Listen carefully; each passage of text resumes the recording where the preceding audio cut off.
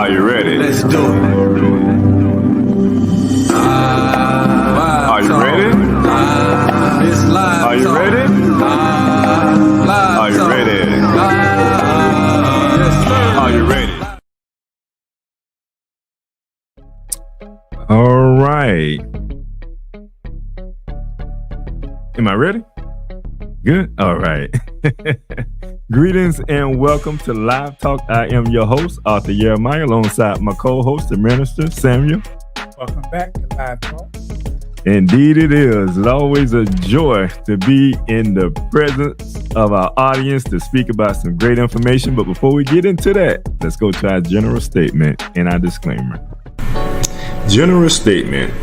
Live Talk is proudly powered by TBS Goodwill, Builders of the Highway Foundation, and Men of Purpose. Together, we're bringing about awareness to the everyday challenges facing individuals, communities, and our nation.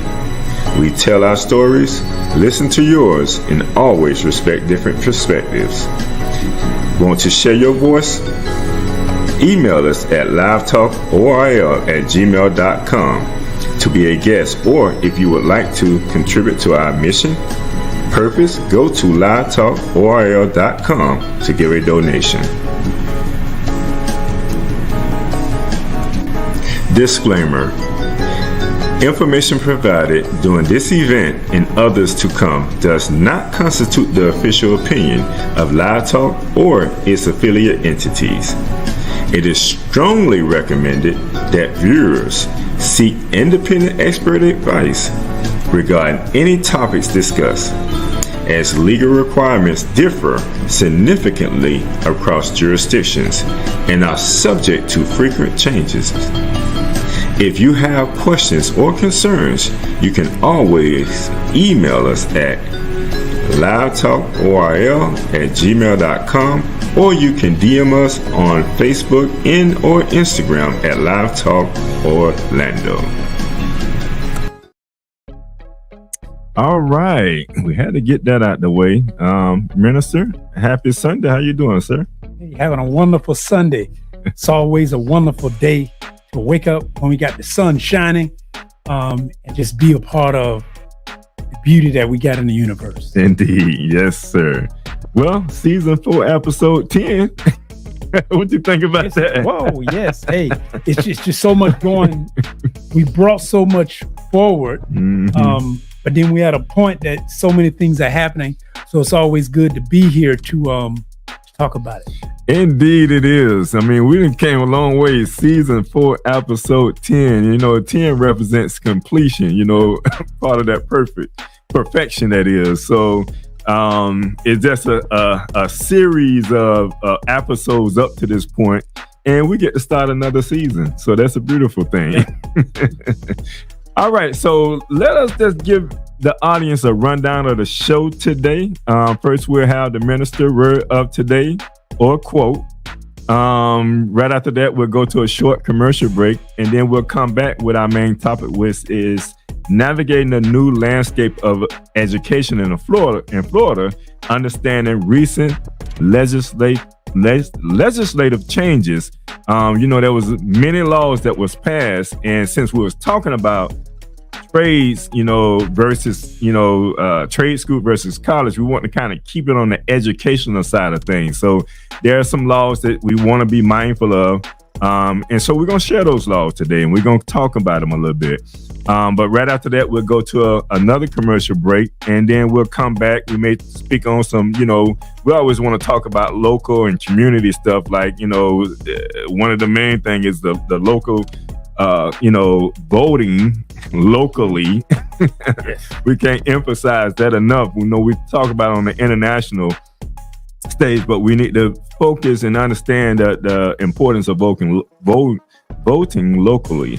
And then right after that, we'll get ready to close out. We'll have something, you know, from the host. Maybe I have a quote or something that we'll end the show with. But with that being said, with no further ado, Minister, what is the word of today? All right. The word of today is going to be teaching, since we in that topic. Okay. Teaching. And teaching, by definition, one of its definitions is the process of attending to people's needs, experiences, and feelings, making specific interventions to help them learn particular things. Teaching is also a part of the broader concept of education.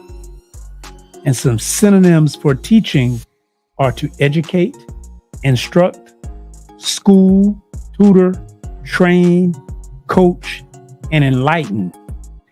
And then to leave it, I want to go into a spiritual thing on teaching, which actually comes from Matthew 7:12 and Luke 6:31, but I'm going to paraphrase.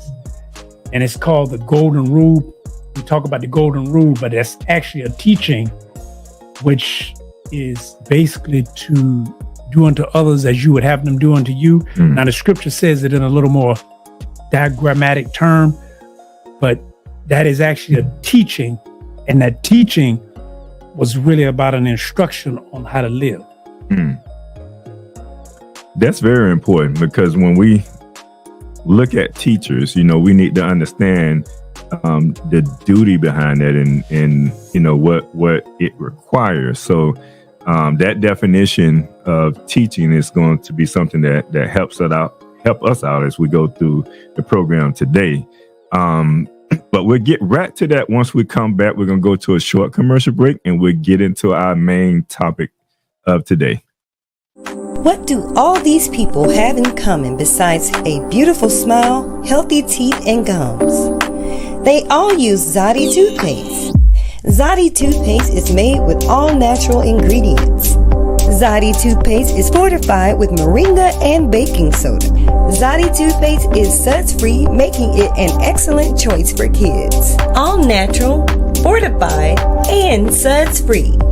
Get yours today at noystore.com.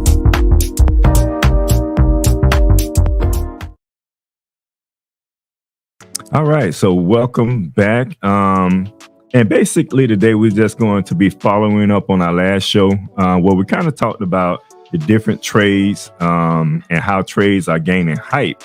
But we're going to go a little bit more. Well, we highlighted that, but we're going to go a little bit more into it because we also highlighted the Florida laws.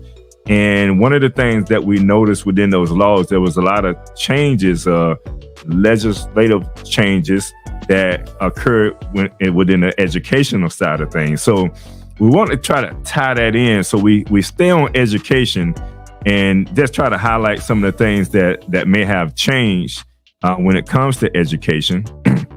And I'm just going to give just a outline of what we're going to be talking about today, and then we're just going to kind of get into it. But it was a few laws that was implemented or went into effect here in Florida, and they all went into effect July the 1st. It was ASB, which is a Senate Bill 1264. Which adds the history of communism to required instructions in public schools starting in the 2026-27 school year. Then we had HB 931, which is the House bill authorized school districts to allow volunteer school chaplains. That's going to be interesting. SB 7032 provides tuition and fee waivers for high school dropouts who pursue diplomas and workforce credentials at state colleges. HB 1291 prevents identity politics from being included in college and university teacher preparation programs. HB 21 provides $20 million to compensate victims of abuse at the sheltered Arthur G. Dozier School for Boys in Mariana and another state reform school in Okeechobee County. And then last but not least, the SB 7002, part of a school deregulation effort led by Senator President Kathleen, how you pronounce that, bro? Last name that. Pasidimo, something like that. Get it close because I can't see it. But yeah, I can.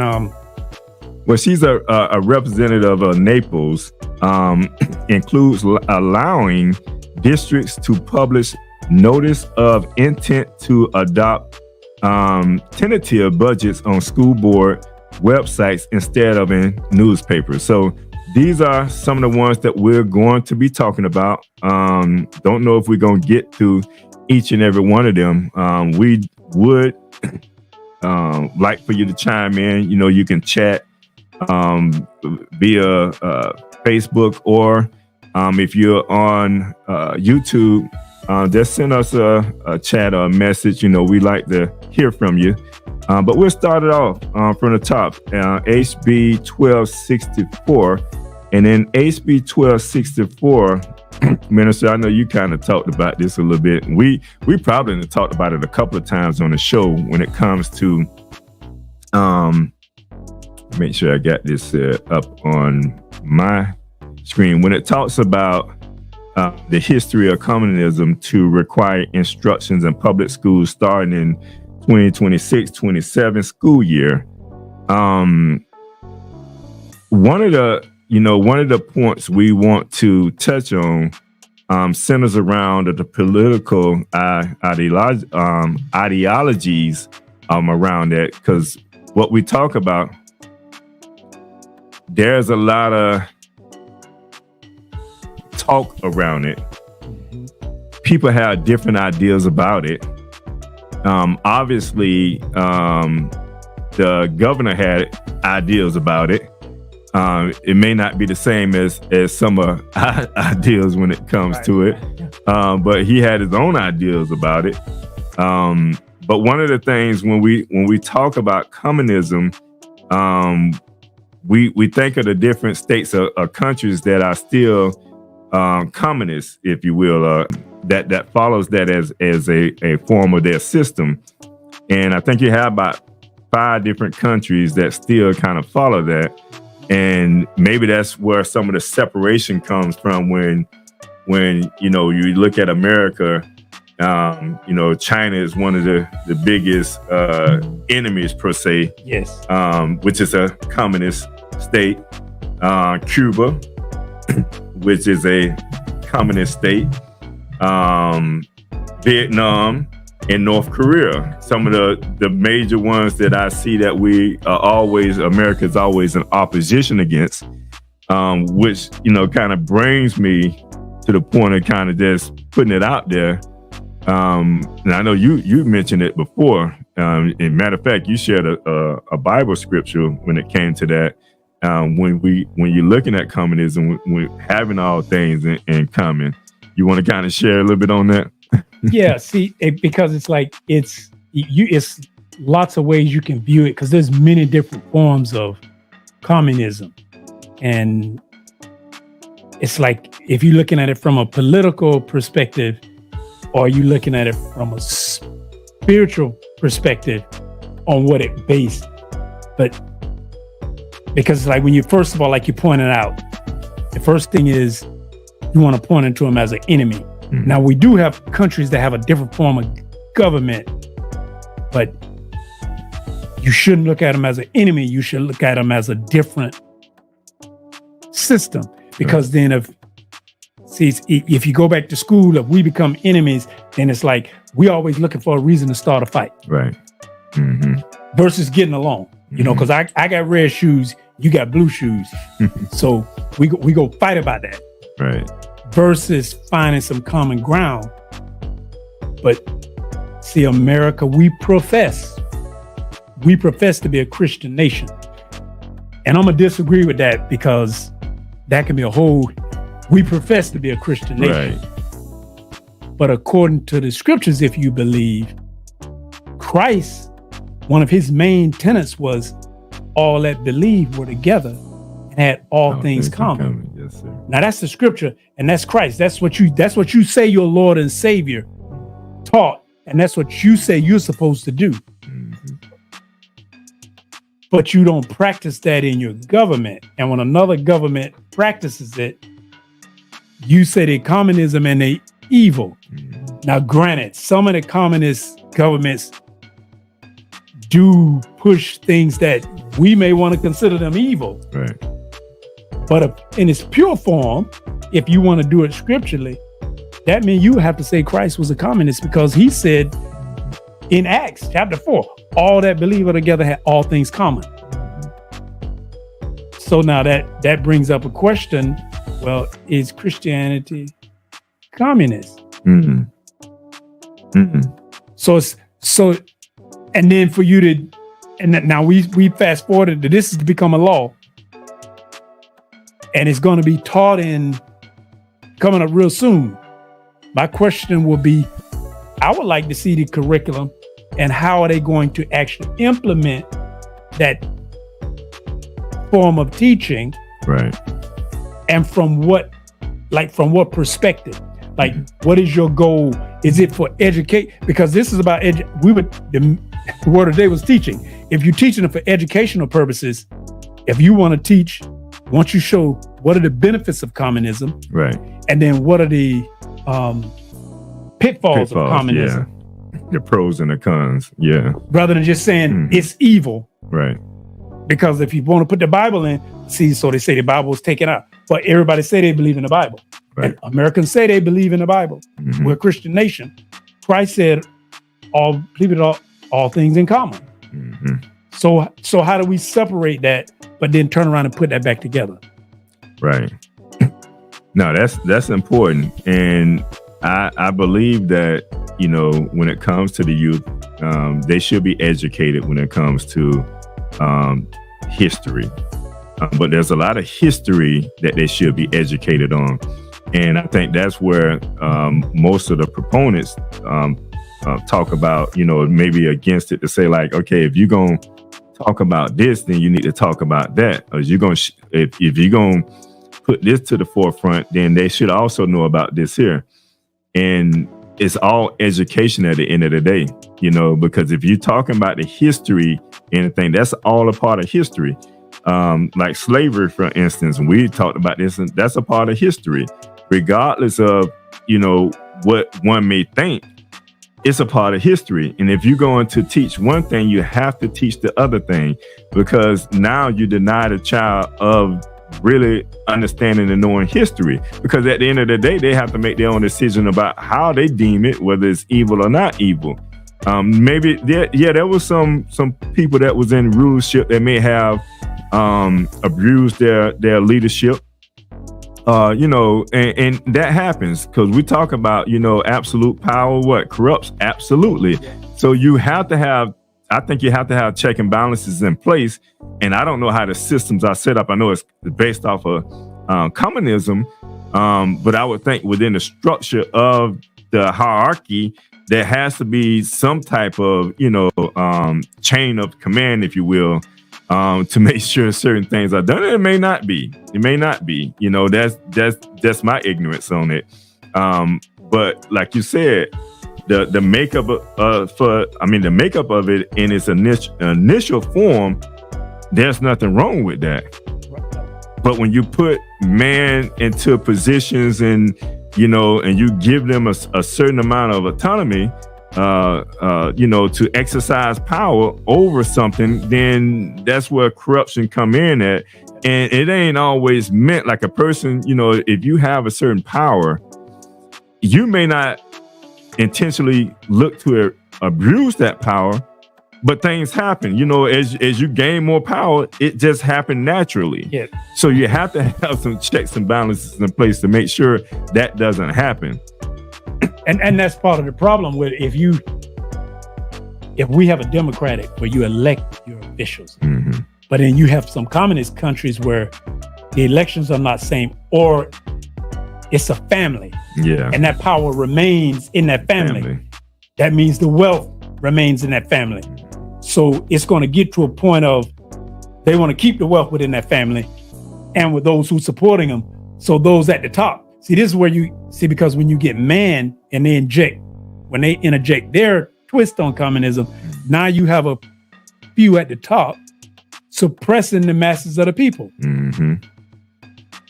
But if you were in a situation to where there were limited amount of jobs and you needed people to work a particular job, well, these people do this job, these people do that job, these people do this job, and then all the resources go into the table and everybody benefit from it, which is how communism was supposed to work, right? then it works well. Mm. But when you get those who sit at the top and then and greed comes in, because when you're dealing with man and absolute power, all of a sudden it's, well, we want to keep this way forever.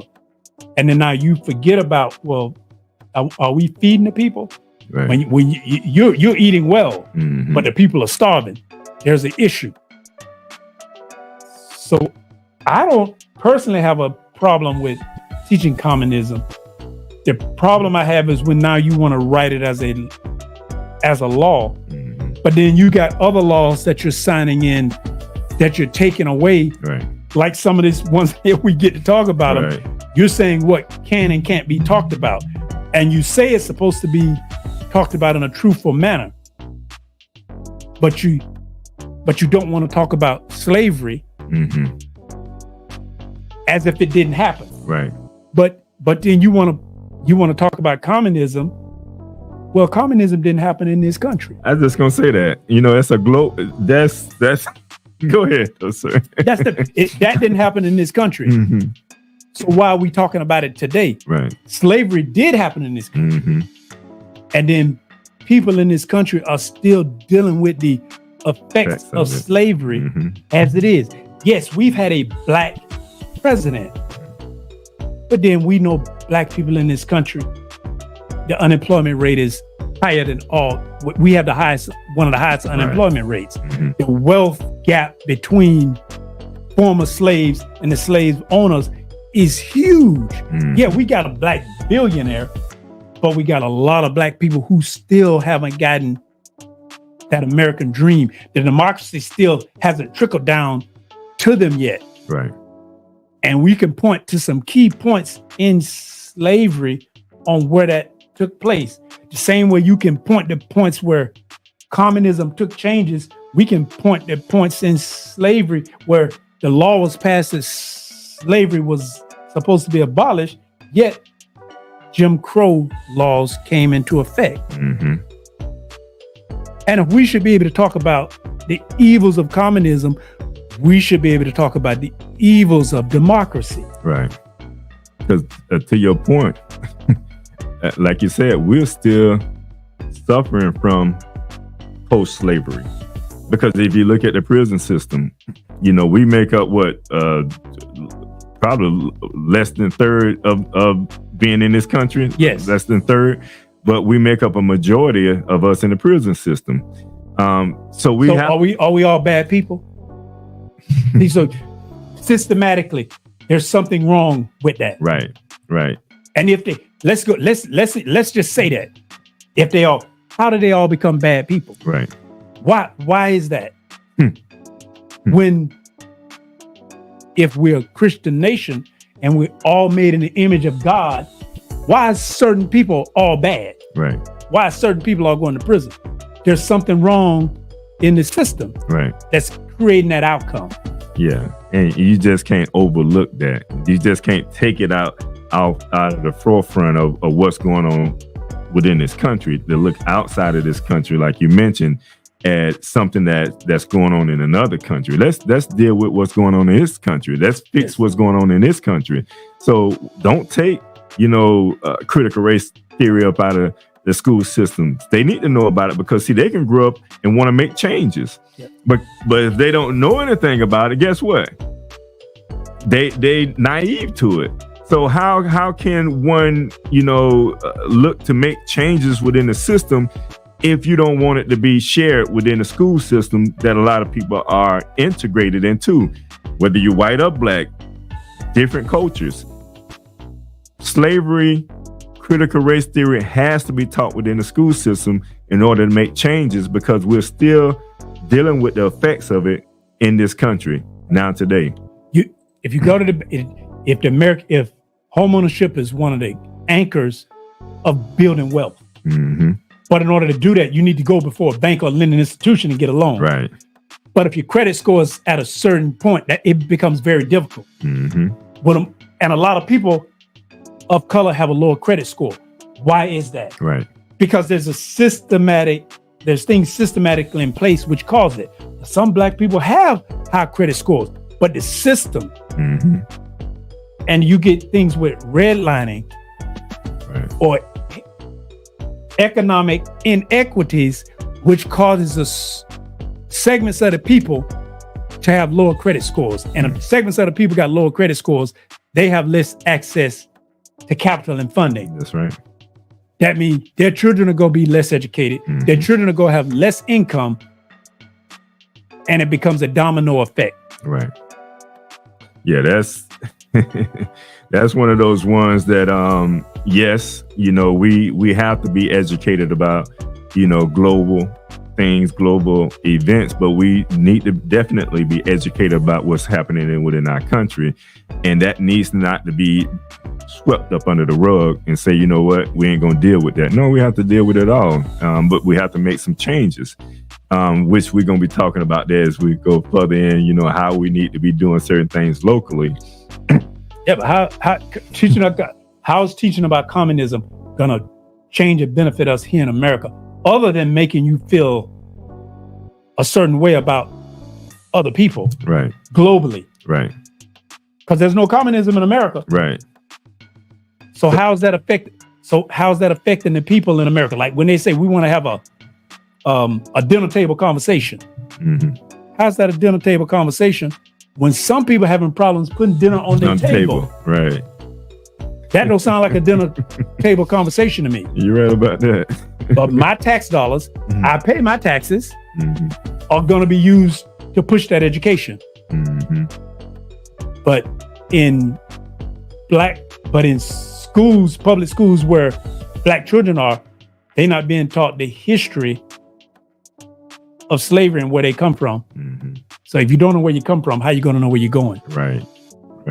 You'd be all confused.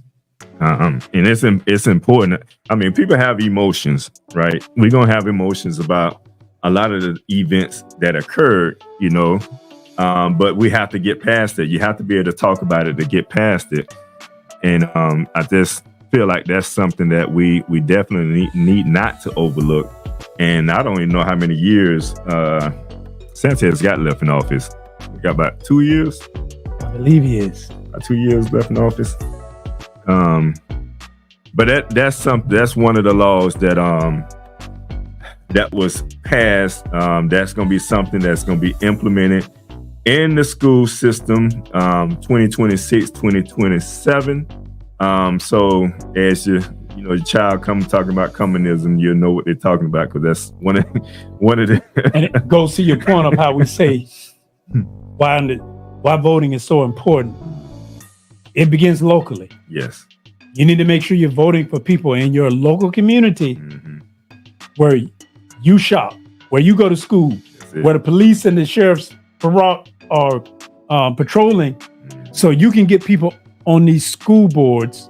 So when these laws get passed down, now they can look at implementing them in a way that's going to be beneficial. Right. Because if you get people in there with a certain mindset, the laws in each, because they're going into effect, it's not going to benefit. Right. It won't benefit you. It's going to benefit somebody other than you. And you can complain about it, but you can also vote to keep the right people in there who can have something to say about it. Right. So there is an importance to us voting. And I know a lot of people may speak against voting, but that's more when you talk about national things, but local people that you can, like what my brother said, that you can talk to in the grocery store, people that you connect with within your community. We need to put these people in office that can make some changes for our community and provide resources so that we can uplift and raise our young men up. Is one of the things we do as MOP. They may not be teaching some of this stuff in the school system, so we take the youth out, take them to museums, so that they get educated about some of this stuff that's going on that they don't teach within the school system. So That's another way of providing some type of vehicle so that we can raise up our children in a way that they should go, that they have the information that they need in order to be successful, be in the know at the same time. All right, so moving on, we have. I want to. It's like something in this bill. Just to point out how this. It says the bill requires the Department of Education to prepare to offer standards for the required instruction and allows for the DOE to seek input from victims of communism and organizations dedicated to the victims of communism. So if they got victims of communism, they would have had to been coming from another country. Right. They would have been immigrants here coming to this country. You say you're against immigrants, but if you're doing this for communism, victims of communism would have been coming from another country. Okay, and if they here in this country now and they are American citizens are working toward that, they should be going toward democracy. But what about the victims of democracy in this country, like slavery? Right. If we can talk about that, we should be able to talk about slavery. Otherwise, I have a real problem with that. Right. That it doesn't make sense to me how we can talk about someone can be a victim of communism, but you don't see where someone can be a victim of slavery. That's a real problem. That and you got it, and you wrote that in this bill. Right. And I'm glad you shared that. Because that's important. How else are we going to know about, the evils of it unless you bringing somebody from, that, country to talk about it. But you, like you said, you against immigrants coming over. Right. But you want them to come over and talk about the evils behind communism to teach our children, but you don't want to implement and put within our school system something that's in-house. Because we're talking about our house. Dealing with racism, critical race theory in our country, and dealing with the inequalities that we still deal with today. It ain't going. It hasn't went anywhere. See, we're still dealing with it today. The Confederate Army was fighting to keep slavery going. Now, people can debate on, was it? A lot of the war was about slavery. People from the South, that it was because they wanted to keep our people in slavery. They want to keep black people in slavery. That's what the war was being fought about. Those are facts. Right. We should be able to talk about that. If you're going to talk about a war on communism from another country, what about the war that happened in this country to enslave people who were being affected right here in this country? Right. We would. But you want to chime in? Hello, y'all can hear me? Yes, sir.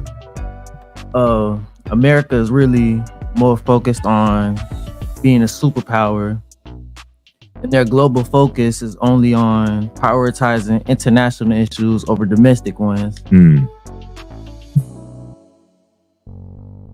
Now that's real. Yeah, because then the international, that means it can point the finger. I'm gonna be real careful. See, because you talk about communism, but you're doing the exact same thing under the guises of democracy. Right. See, you're saying you believe in democracy. We're supposed to be a constitutional republic. That's what we're supposed to be. But you're really trying to throw that out of the window because the laws that you passing are almost theocratic if it's supposed to be laws for the people. Right. A certain segment of the people. And I guess if you're listening to this, because this is in Florida, you don't want to talk about slavery. I heard words coming out of your mouth and you said slavery. You said that slavery was some kind of way of benefit to black people. But you're supposed to be the governor of all people of the state of Florida. It's hard for me to take you serious when those kind of words come out of your mouth and I see the kind of laws that you're passing. Right. Right. That is like that action speaks for who you are. Go ahead. You want to chime in again?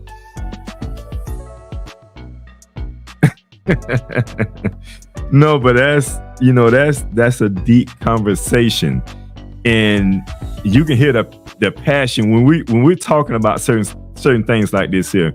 We have witness in this state. We're gonna talk about this state. We have witness in the state and in other states as well. But we're in this state here. So a lot of this information, a lot of these laws touch home because we talk about them on our show. So we research these laws, look them up so that we can inform our community about them. But I know this has affected the whole nation when it comes to removing some of the history that, have, really been in opposition against our growth in this country, has went against the fiber of how we as a people are built as humans, really. Yes. You can't dismiss that. You have to be able to talk about that, and to and to slap one in the face and say we're going to talk about communism, which is a more of a I ain't gonna say a global issue, but I'm gonna say it's an issue outside of this country. It's not a domestic, like my young brother was saying. Like, it's not a domestic issue. It's not direct, right? And you may have some victims of who live here of communism, but by far and large, that's not a major issue that we're dealing with here today. Right. And now, if everything was equal here, we could be having that conversation. Right. But it's hard to have that conversation when we see things that are inequities in the system. Now, DeSantis, he can be pro-business. I'm a business person. When you cut fees and make it easier for me to do business, that's great. Right. But then you turn it around and you hit me in the back of the head when I can't go hire young black people because they don't have a good idea who they are, and you getting them really confused. If they learn about communism, but they can't learn about slavery, or they can't learn about black history. Yeah. And I'm sorry when you say if slavery is gonna make a white child feel bad about what happened in history, what do you think me as a father feel when my black child gotta live with racism right now today? Right. I'm concerned about my black child being stopped by a police officer. That's real for me. Right. But you're concerned about what a child might make a child feel bad about what happened in the past. We're talking about what's happening today. Right. And the thing about it, talking about it today will help everyone understand where it originated from. Because sometimes if and I can't say that, the officers are ignorant to what they are doing. But if you have a system that they was trained in that think and believe like that, then automatically we become the victims of anything that occur on the, I say on the side of error, if you will, because it is like our lives won't matter as much when you're trying to make a decision. And yes, I pulled out the wrong. I was supposed to pull out my taser, but I pulled out the gun. Would you have pulled that out if it was a child that looked like you, or a child that looked like your son, or a child, would you have made that wrong decision? No. There's a stigma within your department, your system, that causes you to act a certain way when you see black people. You can't tell me that's not a problem in our country, and it's not a problem that we have to deal with, because it is. And if you have your child that's going to school, that you're saying that you don't want them to know about that because they'll start feeling bad or feel a certain way, hopefully they'll understand that I shouldn't take on that same mindset to believe like my forefathers believed, and I should be looking to make a change in this country, that because we should be all equal human beings. If we want to stand up to the creed that this country is based on, you want the white child to sit next to the black child and be able to see them as an equal and a student as a peer, and say, I'm gonna work with you because you're a good person. If you're a hardhead, I don't want to deal with you. Right. But I don't want to judge you because of the color of your skin. I want to judge you by the person. And we're not making this up. Unfortunately, I can't call the name of the young man, but a young black man can be jogging in America and you stop and you gun him down. You and your son, I can't call his name, but this happened recently. The young black man jogging Him and the father, y'all chase this man down and shoot him Mm-hmm. because he's a black man that's jogging. He Right. broke no law. He did nothing because a system has taught you to look at him differently. Right.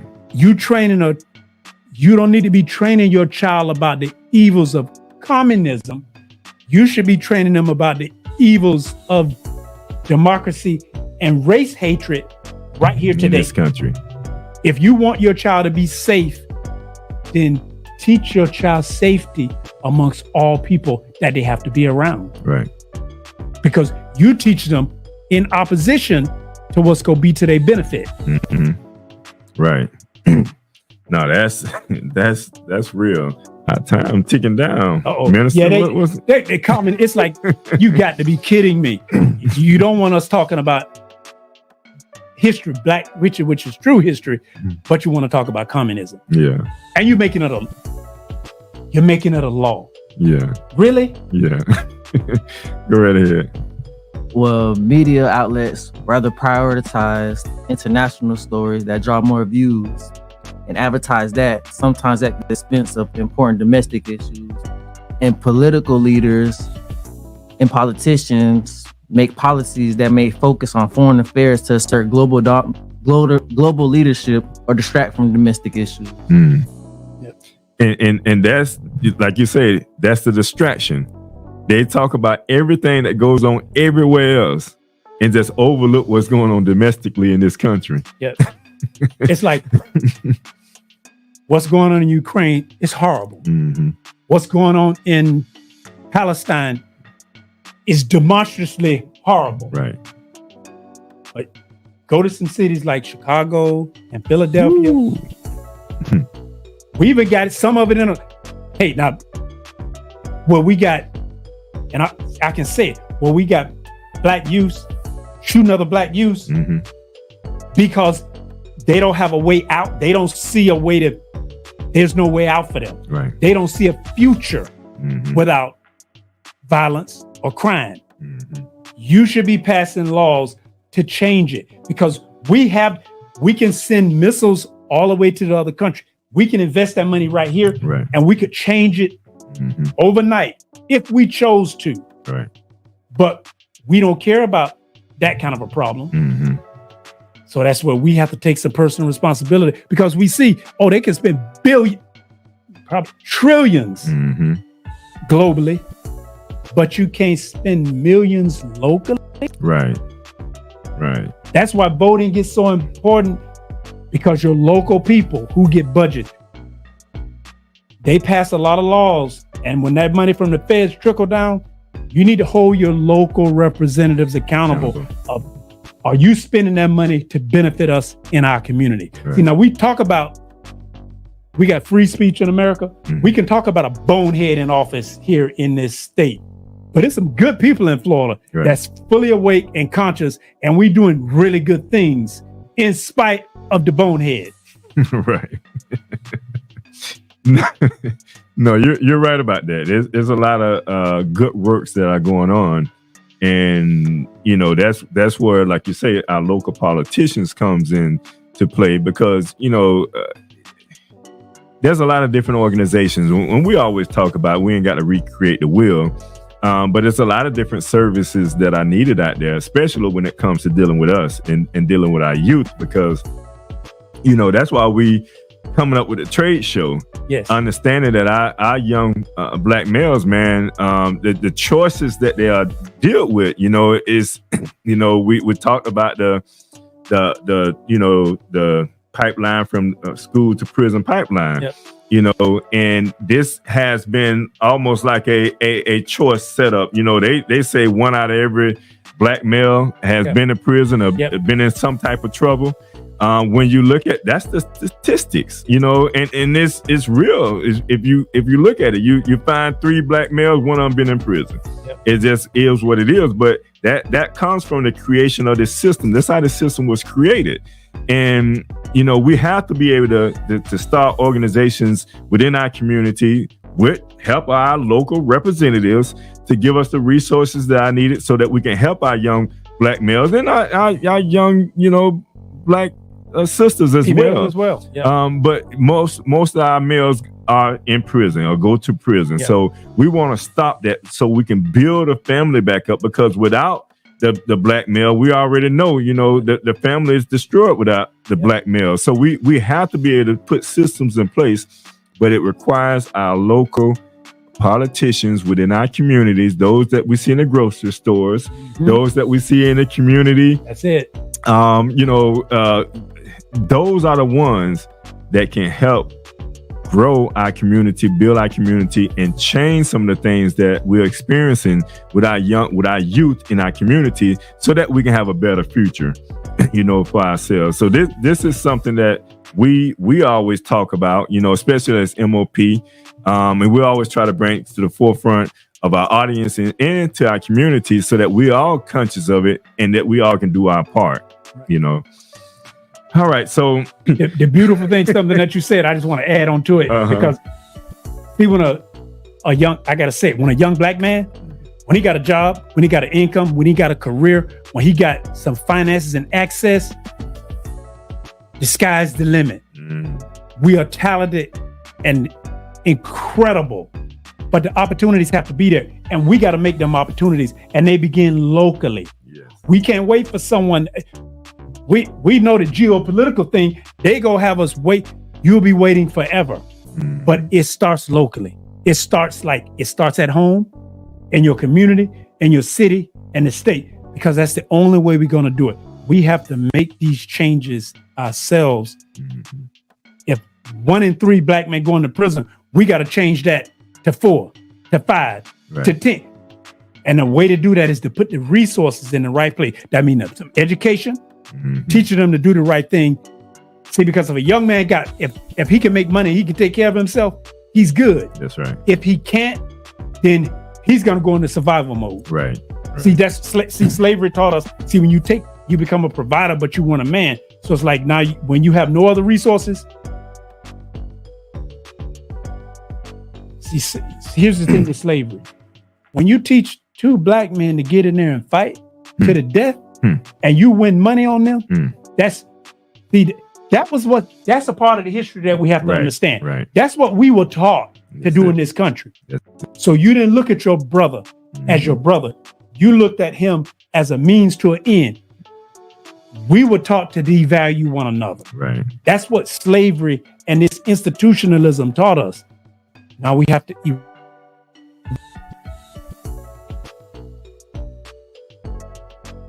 teaching communism, we're not teaching brotherhood. Right. That's real. You said something so real, and we have to be mindful of that. And I know, like, we've been placed in these communities, placed within the ghetto, and we're here, and it's like we're in a cage, and it's like a dog fight. We're trying to survive, but we're fighting against one another trying to survive. We're taking from one another trying to survive, and it's all within our community. So that's where the black on black crime occurs, and the mainstream media can talk about it and talk against us, talk bad about this and that and the other. But where all this stuff originates from slavery. Exactly. So if we can't talk about slavery and deal with some of this stuff here, how can we get past it? We have to deal with issues in order to get past it. That's why when I talk about coming up out of slavery, we all needed, some therapy. We all need to be, we need some free therapy that we need to be going to. Yeah. They want to start some reparations. You need therapy. Yes. And it need to be paid for. Please do not tell me that you can send someone to Afghanistan or Iraq and they do a 6-month or 2, and heaven forbid they got to do 2-year tours and they come back with PTSD. You don't think slavery created PTSD? Oh my goodness. You don't think 400 years of slavery, 200 years of physical slavery, and another 200 years of mental created PTSD? But if PTSD is real and they need treatment, why do you think we have black on black crime? Right. Why do you think we have homelessness? Why do you think a man will produce a child and not want to take care of that child? Right. That's some serious PTSD, and it needs to be. See, you have to talk about a problem, address the problem in order to fix it. Right. But if you don't fix it, That's like having you got a drunken sailor running around. Right. And that's real. And I think, like you say, reparations comes into play. You know, correct your issues, correct your problems, correct the things that you know that you contributed to. You know, why not try to correct it? What we got? What time is? Well, we got one. Oh, wow. 1 minute on this topic. We Okay. talk about one law. We ain't talking about one law. But we're gonna get to. We got 5 laws to kind of cover and get into. We don't have that much time left on the show, but we are going to. One of the other laws we talked about was HB 931. Yes. Volunteer school chaplains. It authorized school districts to allow volunteer school chaplains. And this was one of the ones that, because I had to ask the question, have chaplains ever been required or authorized to come into a school system, a public school system? And I don't believe, and somebody can correct me if I'm wrong, but I don't believe this happening anytime in the past. You know, of course, you have private schools where, you know, that's implemented, but like in the public school system, I don't think that's some that has ever been implemented before. But this was signed into law, so that now that the school system, the school district can allow or pick, I guess, a certain chaplain to come and volunteer in that school, which brings up, you know, points of how can that benefit the school, or can it benefit the school, or what will be some of the discrepancies that may occur with this happening? Want to chime in a little bit on that? Yeah, it's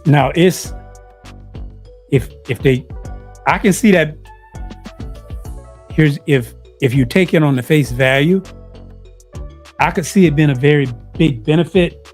Who's coming in with a sincere, coming in sincerely to help the students? The schools need all the assistance that they can get, but then it's going to call on those school boards to set up the parameters to make sure that don't go the wrong direction. Mm-hmm.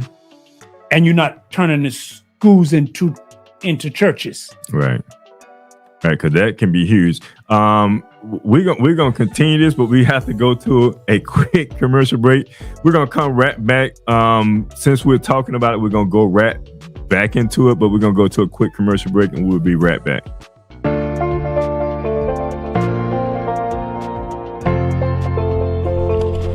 Hi, my name is Joe, and I'm an enrolled agent with Scott & Associates accounting firm. As you can see, we work diligently for our clients, making sure that all of their tax and accounting needs are met. Come take a walk with me. At Scott & Associates, we pride ourselves in providing exceptional service to our clients. We firmly stand behind all of the work that we do. However, we have also put measures in place to protect our clients should something ever go wrong. To schedule a tax appointment for your business or personal need, text or call us today at 321-754-1360. And remember, you can always count on Scott. All right, welcome back. And we're in the midst of talking about HB 931, the volunteer school chaplains, and Minister was just sharing with us in regards to that. You know, what would be some of the guidelines they would put in place? You know, just thinking about what would be some of these guidelines that they would put in place to, you know, to just justify having a chaplain in the school system. And when we think about that, you know, you think about some of the roles of chaplains. You know, one of the roles of a chaplain is to provide religious services. Yes. Which we know that's against what's the first amendment? It's supposed to be a separation of church and state. So I guess the other side will be like counseling or giving some type of guidance to the students, providing that type of education, or probably providing something like that. I can see where we do have to look at what you mentioned, like how is that's going to be implemented, what it's going to look like. I can see where, like, in nowadays, like, our youth are so, how can I say it? They're so confused about a lot of things. And they oftentimes go to their peers, I think, more so than anything. I don't even think they go to their parents about certain things. They go to their peers. Going to your peers sometimes may not be the best solution. Especially depends on how their background and how they've been raised. Having someone of authority like that that a child can go to, I think is a great thing. Because they bring values and principles. Maybe not, from a religious standpoint, I don't think it's a great thing, because when you think about it from a religious standpoint, I think you alluded to this here. If you're Catholic, then maybe you're going to try to push that on that person. Or if you have a Islamic background, you may try to push that on a person. So I guess those are the gray areas, if you will. See, it say you're supposed to describe the support services or programs that the volunteer school chaplain may be assigned. And it does say somewhere that the parent would have to be notified. But that's where it's gonna, if it's gonna fall on a local school board or superintendents to set this up, you need to have people in there who are level-headed enough, because a child could be going through a crisis and they're not comfortable talking to their parent. They might not be comfortable talking to a teacher. See, a chaplain might be somebody they could talk to. It could be a benefit if I'm gonna go all the way out. If they got some issues and they thinking about coming in there shooting up the school, be a good idea for them to talk to someone who could find this out and then give them the right direction, so something like that wouldn't happen. But the other side of that is, because we have many different faiths in our school system, you want to also respect, for example, it could be a Muslim child with an issue. If he's a Catholic, using that as an example, you want him to be able to talk to them, but then that chaplain would need to be trained enough to respect that child's faith. Because if you were a Baptist, you would want a Muslim teacher, a Muslim chaplain, to respect your faith when talking to your child. So it shouldn't be, it's like, that's not going in there as like I'm saying, it shouldn't be church and school, but it should be chaplain services, because chaplains are there to help you facilitate certain things. So that's what are those parameters for? I was looking up a term when I was looking up chaplains, and I say, well, maybe if it's a let me see if I can pull that up real fast, because I was thinking about a humanist chaplain, right? And a humanist chaplain is an individual who provides secular, non-religious, pastoral care and support to people in various settings, such as hospitals, university, the military, or other organizations. It went on to say, like, humanist chaplains offer emotional support, guidance, and counseling to individuals regardless of their religious beliefs or affiliations. Humanist chaplains typically adhere to a humanistic philosophy that emphasizes the value and dignity of every individual, and the importance of reason, ethics, and compassion in guiding human behavior. Now, as I was kind of reading that, I was saying, like, okay, so you can have certain chaplains that comes in that don't have a bias to a certain religion, but understand the principles, the morals, the ethics behind being a more human being, and provide those type of services that can benefit any religious group, any nationality or any religious group. I think that's more of a neutral ground that can offer those type of services to, those individuals without providing that religious side of things. And see, the question becomes, what is the purpose of putting a chaplain? Because if it's for the spiritual and that support, that's great. But if it's because if they're not getting their religion at home, are you saying they should get it at the school? Is that the reason they're setting it up? But if it's for support, then we could put, like, example, we should have mental health counselors in schools. That's necessary. I think chaplains would be a chaplain who came in. Young people be growing up. You could have a boyfriend girlfriend breakup. They might need somebody to talk to. Right. And you might not feel comfortable talking to mama about that. Or you may not feel comfortable talking to your dad about that. Correct. But you can go talk to the chaplain about that, and he can help you get through that because he's looking at you from a spiritual guidance and a counselor. It could be very beneficial as long as the guidelines are set up, and that's the purpose that they're there for. But it's like, yes, but then they saying these are volunteers. So it's being set up, and if it's not being, that's the scary part.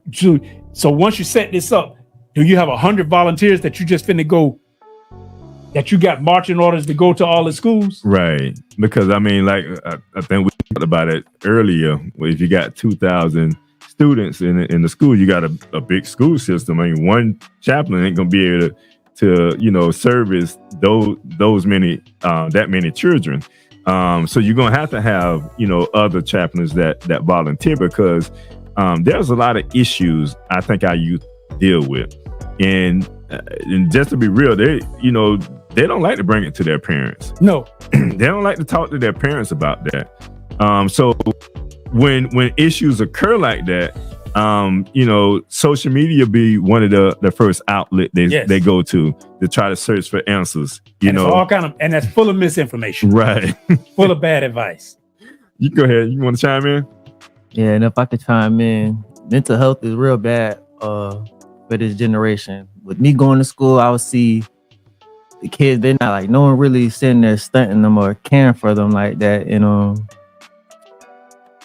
They really got bad drug addictions. That's what they turn to. They're vaping in the schools, in the hallways. And nowadays, how these vapes are set up, they could discreetly smoke it in the bathroom. That's their way of dealing with their stress. I feel like they really should have a mental health facility in the school or something like that. And the chaplains would have to be a liaison and a step, because he make a beautiful point, a wonderful point. Yeah. The mental health is needed. Why won't you put the funding in there? Because it's needed. But it's like, because you think you can't pray. It's like you're trying to pray away the problems. You can't pray away problems. Like a lot of one of the main problems in high schools and even colleges, young kids some of them are homeless, and a lot of them go to school hungry every day. Right. They can't eat. They don't have food, so how are you gonna? And it's fact upon fact. You're not gonna function academically if you're hungry. That's real. You can't function right, and you're gonna make bad decisions. Like you might be in there vaping. You get caught, then you get caught.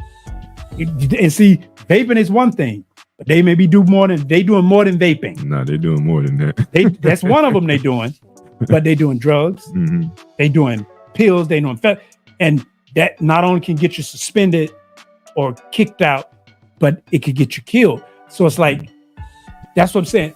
The purpose of this, if you put this in for what purpose? Chaplains in the school for what purpose? Because if you was talking about mental health, we need to put mental health counselors in this.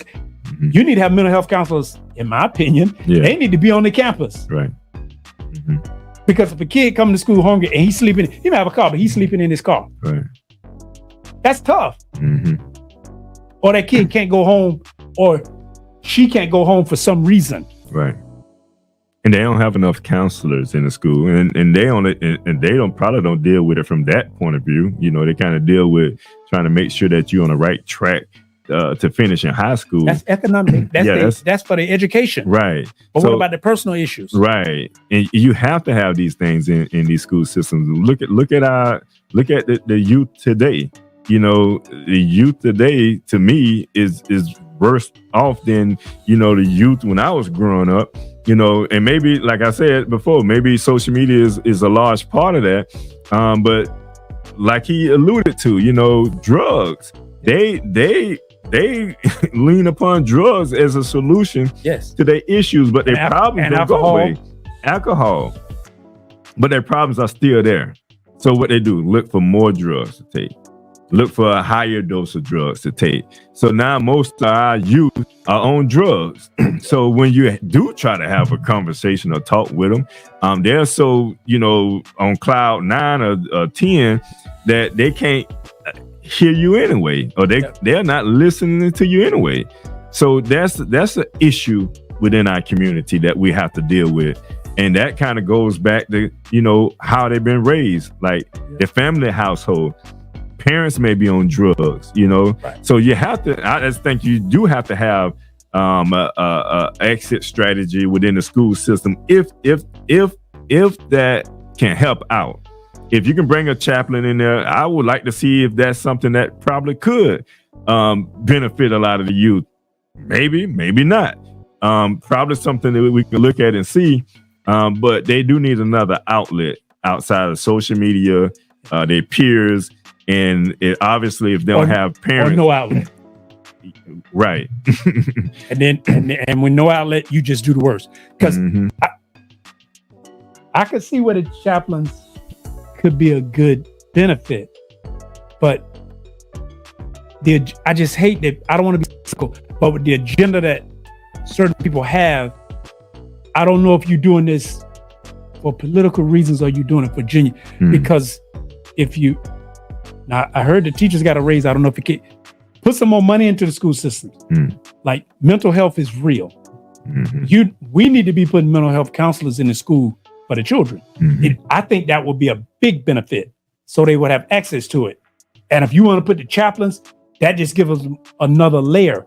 But if we saying that there's a problem in the schools, like I'm saying, why are we doing the chaplains? The chaplain's not going to be there to teach them like physics, right, and English, right? Right. They need teachers for that. Right. And if they got parents and stuff at home, that's you need some you need social workers or some. So it's like if there's a problem in the school, why not put part of the money in the school budget to address it? You're asking for volunteer chaplains.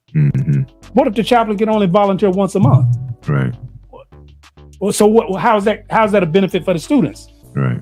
Or like I say, or is it your agenda that you're gonna have a army of volunteers coming into the schools pushing an agenda?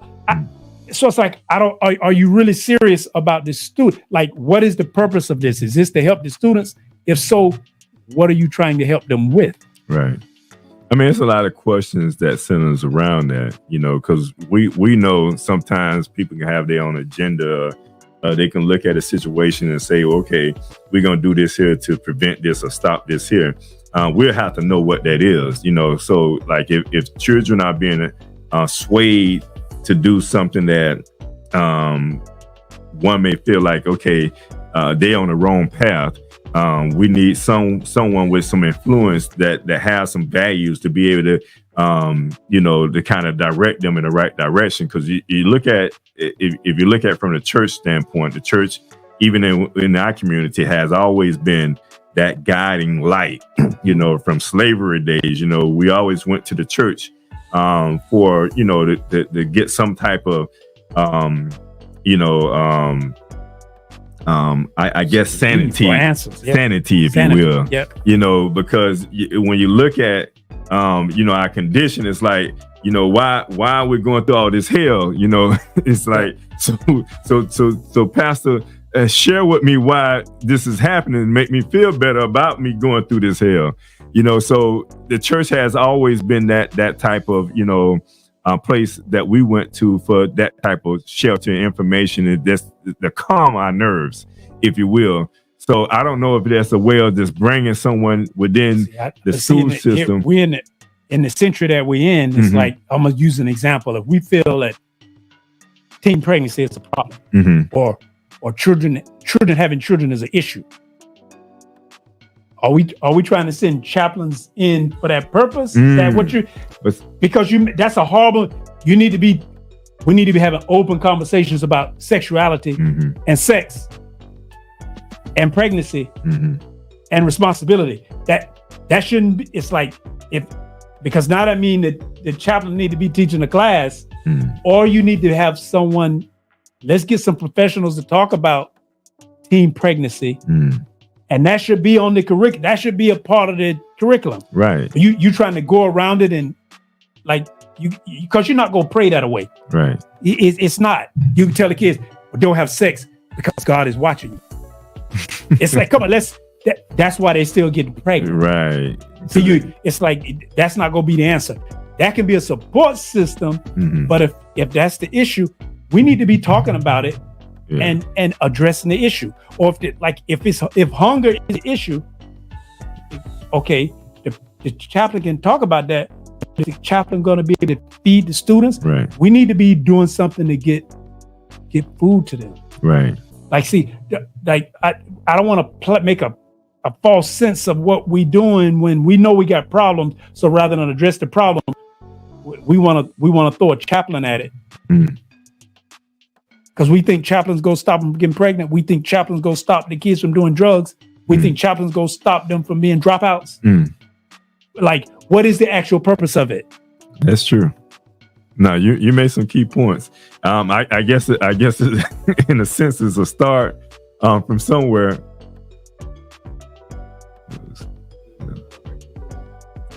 We are at that point as far as breaking news. We're in the mix of it. I think we hit it. I think our time took us right into that part, because we where we at now and what was mentioned to us, audience, because our engineer always try to keep us on time. As we go to our first commercial break, we try to come back with local news. The only thing is, one of our missions are to try to share the importance of, and we talked about this a little bit, our local voting, which that was one of the things that we was going to talk about. But getting into this particular law about bringing a chaplain into the school system was one of the things that we kind of veered off on, because that was one of the laws that we want to talk about. Actually, it's about 7 different laws that from the educational side that we want to kind of touch on. And I know we was going to probably kind of take a lot of that time just even talking about some of the laws that we're talking about. And these laws went into effect July 1st. Yes. We're not just bringing this up. These they on the books. Right. They already passed. Even when we're talking about the one before this, communism. Although it goes into effect, but it already passed to go into effect the year 26, 27. But it's already passed, already written into law, already signed into law. A lot of these laws are already signed into law. So there it's just about them implementing, putting in place, having a certain, regulations or how they're going to implement all this stuff here. But they already signed it, is in law, in effect, and it's going to happen. Just like with the chaplain, we're talking about it right now. Like, what is that truly going to do? Because we're still dealing with a lot of things that our youth are dealing with. Like you mentioned, teen pregnancy and all this here. Why can't we just have, a class on teen pregnancy? Yeah. I love that idea. Why we can't have someone from, expert in mental health come into the school system and speak about mental health? I think that's a wonderful idea. Why we can't put money to it within the budget so that we can provide funding that we can do some of these things that need to be done to better assist our youth, knowing that they are, led astray may not be coming from a healthy family. You know, why don't we put more money within the budget to go towards some of these things? So these are some real concerns that we're dealing with, and we deal with this stuff within our own community. We putting money into teaching communism, but we can't put money into it so the kids can have a mental health professional to talk to, even if they say you can get 30 minutes a week, an hour, whatever. Mm-hmm. It's needed. It's needed. It really is. And I feel like they should sit there and like if they see a kid and they might think he has a drug problem, they should allow it to where they could drug test that kid at the school and not scare them away where they think they might get arrested, but to help them. So now their parents could probably look out for that before they go into the schools. And even when I was in school, how much weapons they'll be able to bring in there, they need to invest into metal detectors, because they can have metal detectors everywhere else, but not where our children go to school at. That's crazy to me. Yeah. No, that's real. It showed that your values are somewhere else. Right. When we say we have these family values, but we don't seem to be protecting families, or we don't seem to be protecting all families. Right. There is a particular family that we want to protect. But we know who deals, and I always tell people this here, you know, I don't always try to beat up on, and I don't really, you know, they got the Democrats, Republican, and, you know, the right lane, left wing, and all this stuff here. And I always hear people say the Republicans are for, you know, the rich and for white. That can be true. One of the things that like my mom, before she passed, she always said, you're supposed to vote Democrat. I said, why am I supposed to vote Democrat? And she really couldn't share that with me, but she was just saying because most black people, you know, vote Democrat. And I remember at the time it was Charlie Crist. He was going for governor, and he had some great values. He was a Republican, great values, everything. I said, man, he has some great conservative values. And I really, you know, I said, man, that's the person that I would rather vote for. Then I think at the time it may have been Childs or something like that. And I don't know what Childs had going on at that time, but we have to look at the values of the individual that's in office or going, trying to pursue office, outside of the fact that they're a Republican or Democrat, because values do matter, you know. And when I think about it from that standpoint, oftentimes within our community, because a person may be Republican, we don't look at, you know, having those conversations with them, because you have to remember, if that person white, they only can contribute to what affects them as being a white male or a white female, unless they hear from the other side. A lot of times we swear away from that, and we don't deal with. No, you need to know. They need to know what's affecting us in our community, so they can better address what's affecting us in our community. Yes, we do want somebody to look like us in our community, but if we don't get them, we need to be advocating for the same change, no matter who is in office.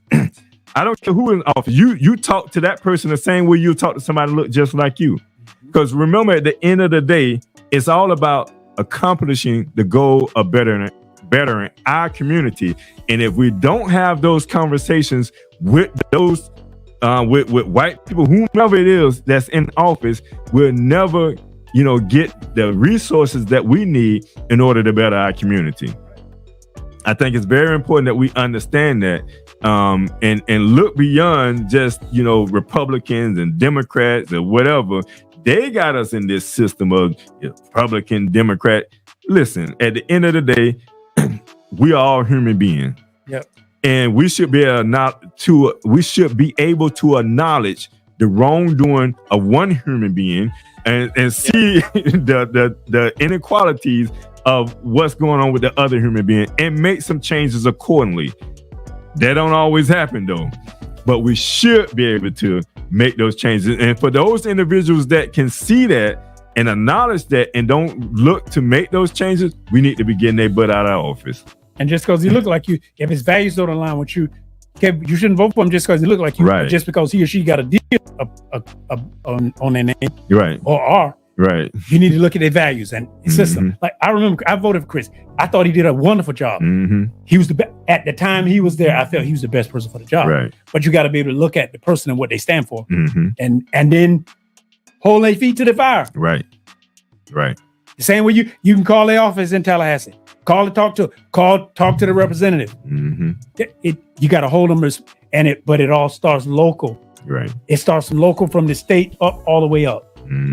But voting is important.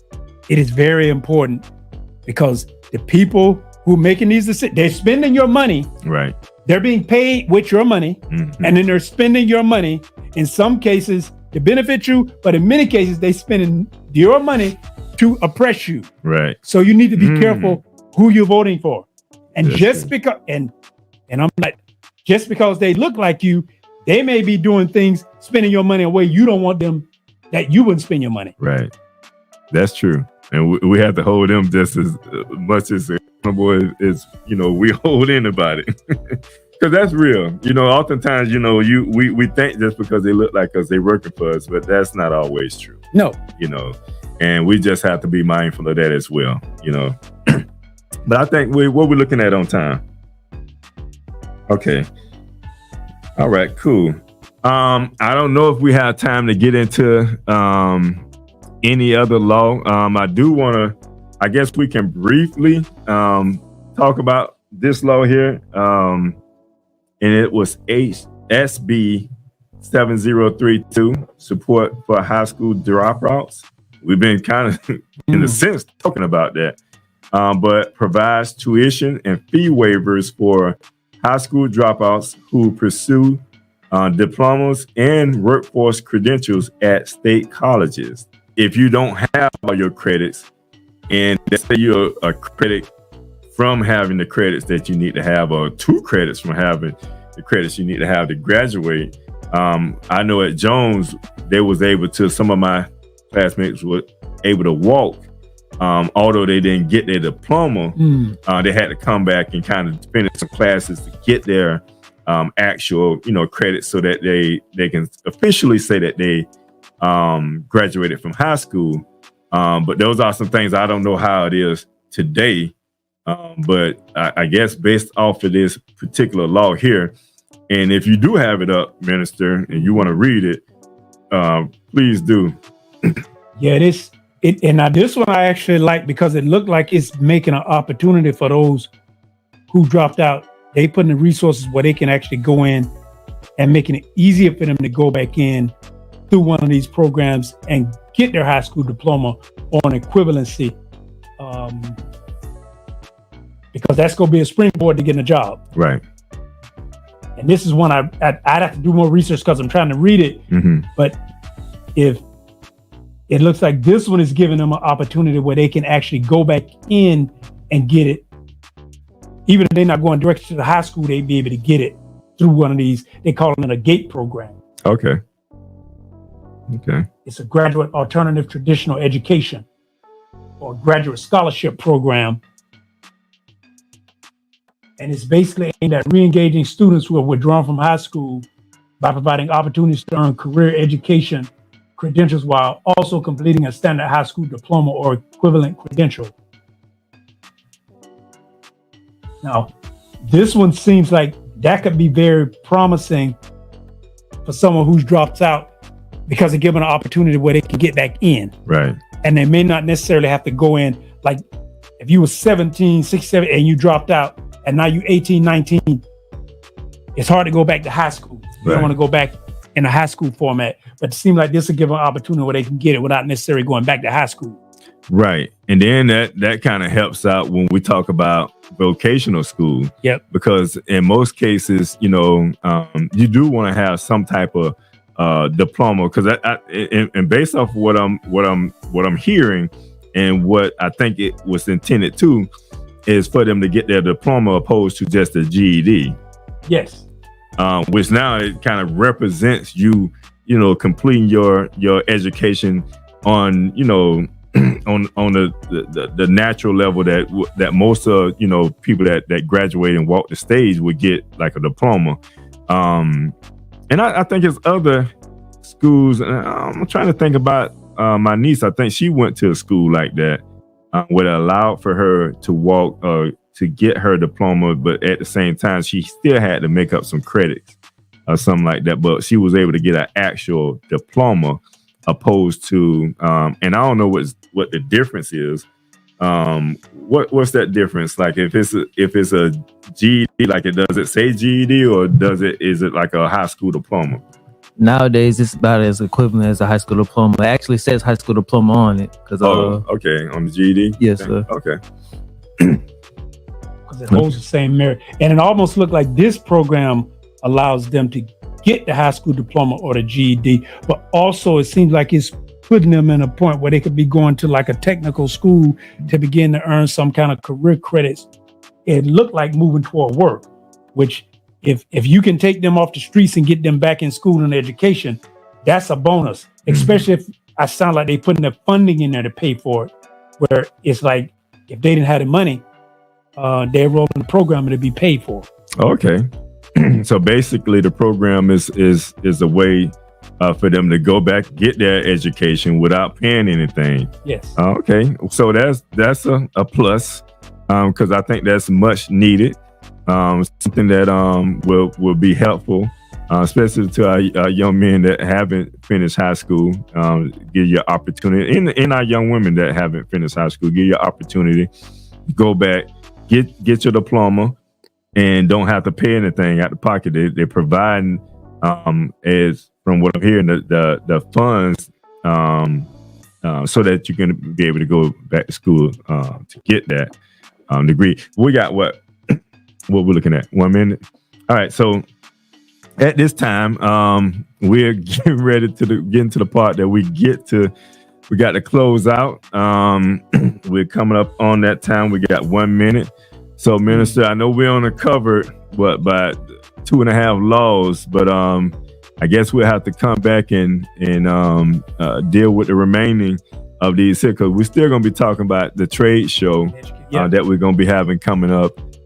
So we want to make sure that people know about that and that they can come out and partake in that as well.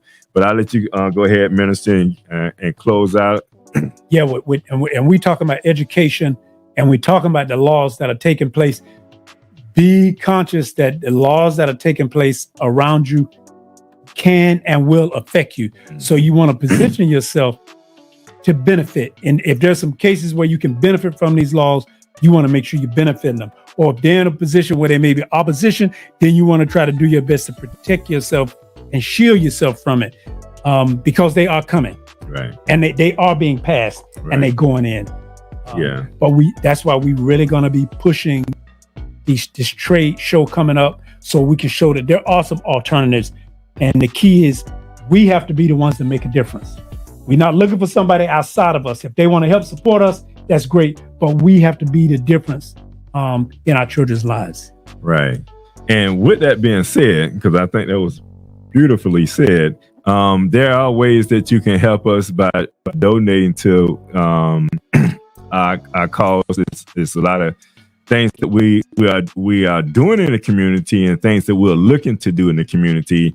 And like the minister said, we have to be the ones that step up and fund this here, because we may not always get the resources we need, or we'll get resources with restrictions on what we are able to do with it. So, exactly. So we want to make sure that we fund what we need within our community. That's the best way that we can make the change that we're looking for in our community. All right. So with that being said, from the host, I'm going to say peace and prosperity. And from Live Talk, we are out. Thank you for watching Live Talk. You can follow us on Facebook, Instagram, and YouTube at Live Talk Orlando. Please subscribe to our YouTube channel. Hit on the notification button so that you can see more videos like this. You want to join the show? Email us at livetalkorl@gmail.com. You You can also follow the host on Facebook and Instagram at Arthur Jeremiah. And visit the website, thenoystore.com, to pick up your copy of The Spiritual Significance of a Name.